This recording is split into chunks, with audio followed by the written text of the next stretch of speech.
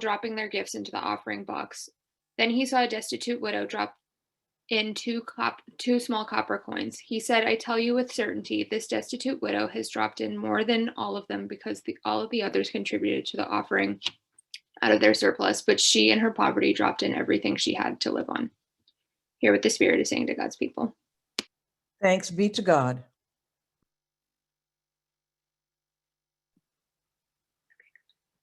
In this time of COVID, we have all been physically separated, quarantining to help each other and ourselves. This has been a hard time for all of us, especially with work and school online. To return to somewhat normal life again, we all have been and need to keep stepping up. This reminds me of a story I was told as a kid called Stone Soup.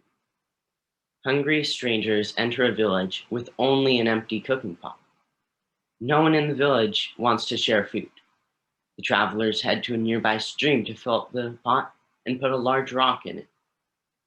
After they head back to the town, a villager is very curious to what the strangers were doing.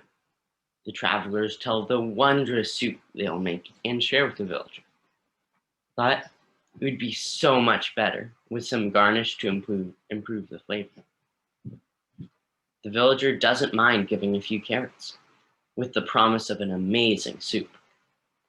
Another villager passes by, wondering about the pot. The travelers tell of the soup that hasn't yet reached its full potential. The new villager adds some seasoning. More and more of the villagers walk by, all adding another ingredient. Finally, the stone is taken out and a delicious pot of soup is enjoyed by everyone. The only thing is, a part of me doesn't like the story. The hungry travelers take advantage and kind of steal from the villagers by just putting in a rock. On the other hand, you have to start somewhere, and it was all the travelers could give. Again, this story relates to us today. In our world, this story can have a new meaning. The rock represents the hope and the longing for change. Each character in the story gives what they can. One could be a healthcare worker on the front line of the pandemic. Many others could be regular people who are adding to the pot by just saying hope. Someone else might get the vaccine. With each ingredient put in, we get closer to the feast at the end.